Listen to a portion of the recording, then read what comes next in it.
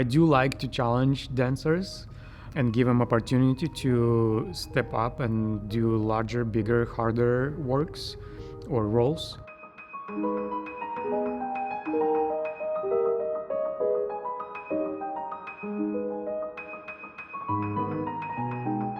Don Quixote is one of the main classical traditional works in the ballet. Don Quixote is very important as just part of education. Many people, ballet amounts, are familiar with this work. Would it be variation of Kitri in the first act or Grand Pas Classique in finale, the Wedding Pas de Deux? Those are the pieces that performed everywhere on every gala in the world.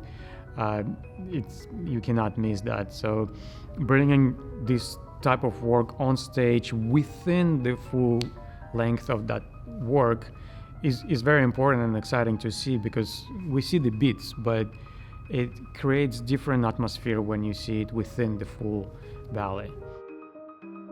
When working with an orchestra, in terms of these story ballets, every production of these same story ballets can be a little different, depending on the choreographer, depending on the company, depending on the soloists that do it.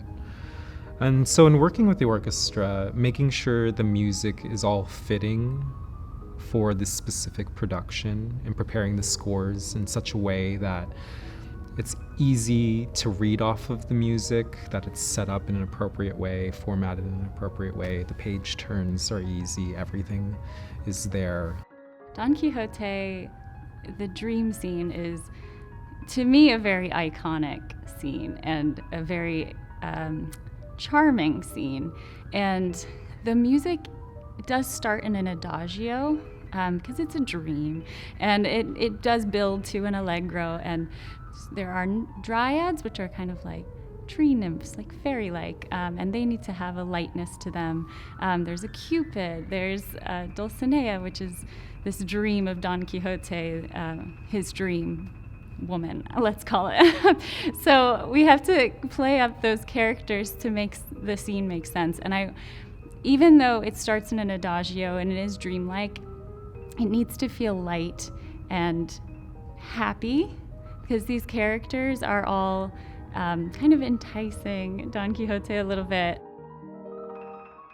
Also in classical ballet, the steps are classical ballet steps, but each classical ballet has a different lens in which those steps are done. So stylistically, the port de bras, the carriage of the arms, that's port de bras in French, those need to change with each classical ballet. So it's really important to get the style of Don Quixote. How are dryads different to another classical ballet like Swans and Swan Lake? What are they doing differently that we need to really make clear? And I also love to go back, and I think it's really important to go back to the beginning. If I can find like the oldest version of Don Quixote I can watch. I'm so interested, because if I know where they came from, it helps me understand why they were changed, or it even helps the dancers understand what the intention of that step is, like how it moves, how it drives the scene. Don Quixote has a numerous of roles that would be a challenge for different level of dancers that we have in the company. We have beginning dancers that been with us for a while, have experienced, have seen the ballet, have done different roles. I do like to challenge also, for example, Micaela. She's been given a role of Kitri for the first time. That's her first full-length ballet, and just because I could see the strength that she built over the years within herself, her not only strength in physical aspect of it, but acting aspect. She became a little bit more mature as a dancer, as a person, but yet she didn't lose that youth in her appearance. And I think it was perfect mix of those two, maturity and some little youth and insecurity, with the strength that she have demonstrated to try on the role of Kitri. And she did it beautifully.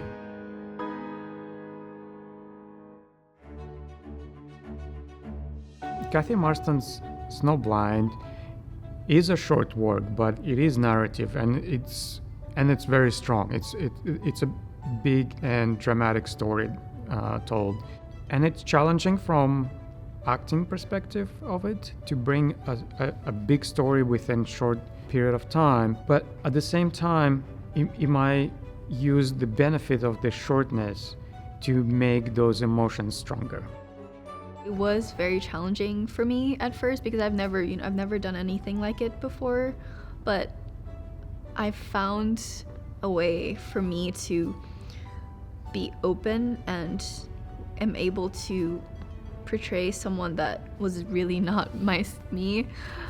But I did a lot of research. I read some books that really helped me go within myself to let that character out, because it definitely is not easy to, coming from just dancing to portraying more of acting than dancing. And I think Kathy was able to tell myself that, it's not all about technique. It's about telling the story. So I think making sure that I am doing something for the character and making the audience feel what I feel and see is very important for the character and the story.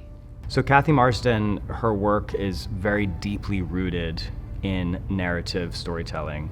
She first starts by writing a script for herself before she then moves into the studio to create works. So us having the opportunity to work on Snowblind after it's gone through that process has been really fun and interesting. She really allows the dancers to build their own versions of the characters that she's already created. Well, the story it's usually a lot more elaborate because it's a longer work. There are more twists and turns in the plot. There are usually a lot more people, so there's a lot more, many more characters to interact with. So it's not only about how you're presenting yourself on stage, but how you're connecting with everyone else on stage. Atlanta Ballet 2 is the top of the Center for Dance Education. They're the top level. Atlanta Ballet 2 was created to become a bridge from the school, from being a student in the school to going into the company. It helps them acclimate to that jump from being a student to actually becoming a professional dancer. Atlanta Ballet 2 has many opportunities with the company, but they're typically in the corps de ballet roles with the company. They're not in the lead roles. So it's very important that Atlanta Ballet 2 has the opportunity to be the leads, to be the principals and soloists in a production. And that's where our family ballet comes in. So Bruce Wells choreographed Beauty and the Beast, and so Belle, one of the Belles, was just promoted into the company from Beauty and the Beast. So because she did the lead role with the Prince, and the Prince was promoted to the company, it gives Gennady an opportunity to see them in these lead roles and to see how they can handle them instead of just being in the core. So it's very, very important for their artistry, for their growth. In Bruce Wells's, he is one of the most organized choreographers I've ever met. He walks in the studio, he knows he has to tell a story in an hour. He also knows that the narration is very important. And where is the narration going to be in the story? Because for a 2-year-old or a 3-year-old to come see the ballet, we usually don't speak. So the narration helps tell the story. The importance of bringing young children of all ages into the theater is we've lost generations of theater goers. And so through Kids in Step, we bring second graders in. This is a lot of times of their first experience, and you can just see the excitement. And then they go to their parents and they tell their parents, let's go do this, let's go try this. And they want to take class, and it's so important. And for the 1-hour ballets, it's wonderful because it's a half an hour, then they have an intermission, and then another half an hour, and they get to experience the dancers on stage, they get to experience the music, they get to experience the theater. Pantomime I think simply, it really is just about telling the story. Oftentimes in classical ballet, choreographically, it's not always clear what the actions are saying if you're doing a classical variation. So oftentimes pantomime was the link in storytelling with narrative works. So it was very primitive in, I think, the earlier stages of dance. You have you, me, very simplistic pantomime actions. And then I think naturally as we have gotten further and further into, artistry and dancing, obviously people have tried to elevate pantomime so it's just a little bit more realistic. And it's difficult because oftentimes you really have to make sure the pantomime is clear. Not everyone has a habit of reading the summary or the playbill before the show. I often tell the dancers, if it doesn't feel natural to you, it's not going to come across very clearly. So it really is just about repetition and finding out the most comfortable way for you to use pantomime, but essentially pantomime is just to help storytelling. You have to teach the actual actions of pantomime.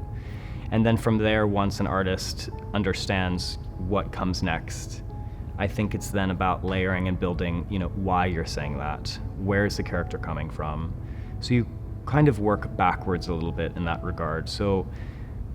And then from there, once you start talking about character design, then I think it's always helpful to have choices. So if a dancer is doing something in pantomime that either doesn't seem clear or come across as natural or uncomfortable, oftentimes it's about trying to figure out the best way for them to maybe move or not be a ballet dancer for a moment and stand there as a normal human being and just try the action to see what feels most authentic to them. So I think pantomime really is about building a structure of layers in terms of, what is the action, what does it represent, what is the emotion attached to it, and then see how to make that as clear and comfortable as possible. For their company, it's important to have both type of works, short works and big full-length narrative works.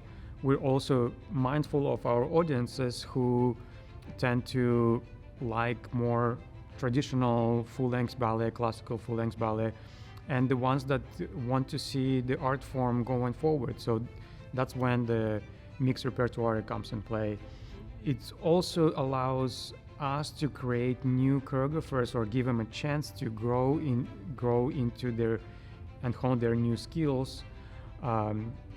If talking about emerging choreographers, or the ones that even experienced ones that create full-length ballets, sometimes it's fun and exciting to do something little that actually opens a new possibility, new vision for them to create. So it really have that balance of different type of works that we produce for both audiences, our dancers, and choreographers is very important.